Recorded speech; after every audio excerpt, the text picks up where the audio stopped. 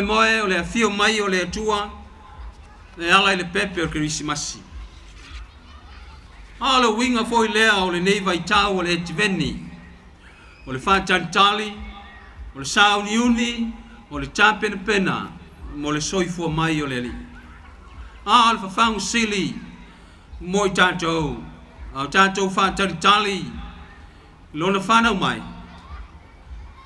Ia tātou whātalitali ma le mautinoa, e toia fio mai o ia, e toia fio whālua mai o ia. Ia vea i tātou whātasi mai ia i lona mālo e whāwawau. Me lele ma mālua o le nei pot putonga, te nane so tātou o tunu mai lawe maunti kele se iau ai maunga iti. E nane o i lātou e whāwhonga mai. Tātou sauni whāwhiawhianga, a wāle tā lia o lona soifo mai. Ia tātou whiawhia ma le loto whāwhitai. A wāo uma na te pena keriso o tātou o wanoa. I lona mālo e whāwawau. Pe a tātou talia o ia i le whātua tua. E ala i lona whio mai. Ma ia whāpea o na tātou wola ai i lona mana malama. Ia tū maupe ia te ia lona lava vi inga. Me o i le whāwawau lava. Amen. Lau sunga le te tai o sauninga. Au fionga i ministar o kabineta. Sui o malo mai whafo. Tanga ruenga le malo ma whaalapo de putonga. A inga ma o Samoa o poto. Le ata o topea i ata na pusia i le pasa. Wao lea o fati mangalo le ava na itanga. I le alofa ma le anga le leo lo tātou o tua siri. O whapopo ni aso ua, a aso kolau o le tua, wa o leo o whasiri, foi o le ai, i nā tātou wholaunga o le nei tau sanga. O tā pena ma sauni le au Kerisiano ma le au whātua tua, e whaamanatu ma patipatia le aso nā whio ma iai le whaalatanga le narolangi, e ala lea ia Yesu Keriso, Maua whapena fo i Samoa ma o le tangata. O le nei tau mo whainga ma le whamoe moe le nei a whiawhi. O se awale au mai, umai lo tātou atu nuu, ma whai loa le tāua ma le ano au tū o le nei vai tau i o tātou o langa. O le vaitaimi, o le ola whamangalo, o le whaalelenga, o le loto whawhitai ma le oli. Ma se i o tātou i vii, o whaipe senga, e pei o na iai i au tū o le nei a whiawhi. O le whanau naunga, ma le manu lau tia lo tātou malo, ia mau e tangata uma o Samoa le soifua manuia, ma le ola whiawhia. Ma e au ai o le tātou tutu whātasi, ma ngā lulue whātasi, e pei o na whio ma iai le pepe o le Kerisimasi, I se ala mau ala lava. Au whea ngai ei pēa le rarolangi, ma le tele o luki tau mwhawhi tauri. Wa whia I fo I ma Samoa, I whi ese inga ki tonu a inga, o nuu mai kālesia.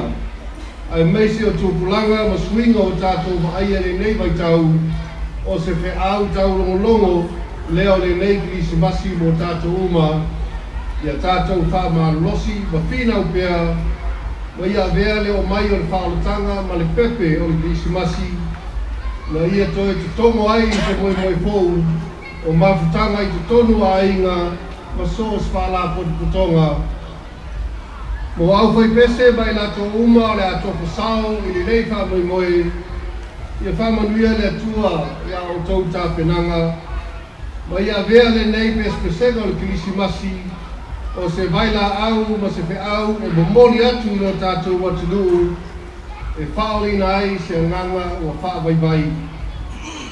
Ia whamanuia mai le tua ia Samoa, ma ia tātou maua uma se Kerisimasi whiawhia I le alofa mai o no tātou tua, ma ia momoli atu o tō soifua na ia uri ai foi se tausanga whau manuia e tumu I whamanianga. Soifua mai manuia pespesenga o leni po.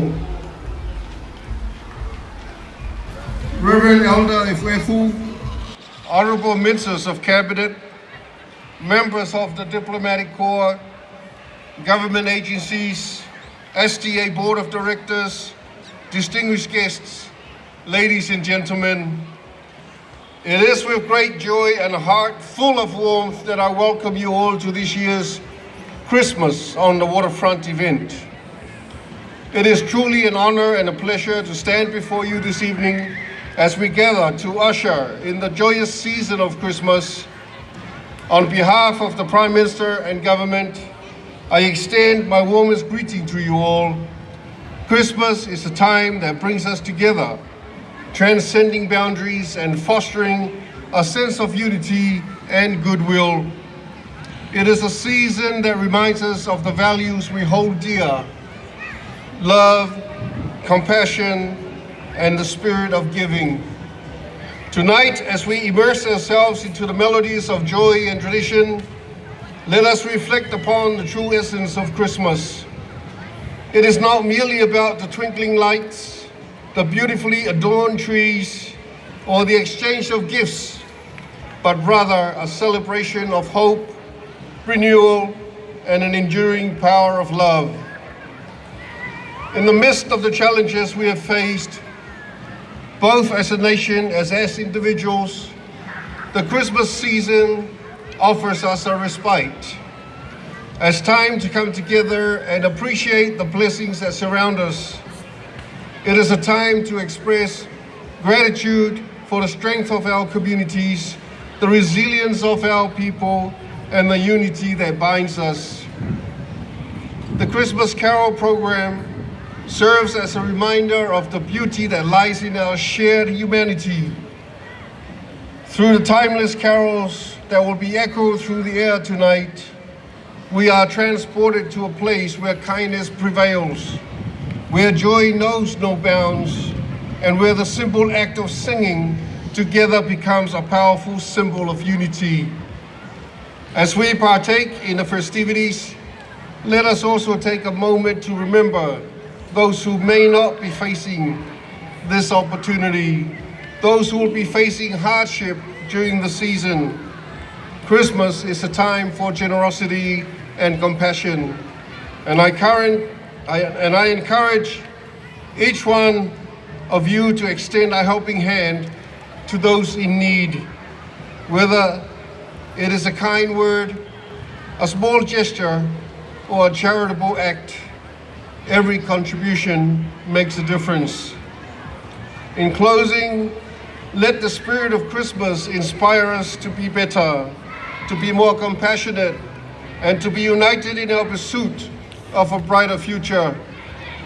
May the melodies of tonight resonate in our hearts and echo in our actions throughout the coming year.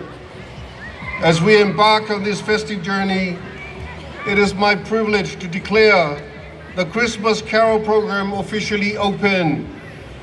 I wish you all a Merry Christmas filled with love, joy, and the warmth of cherished moments spent with families and friends.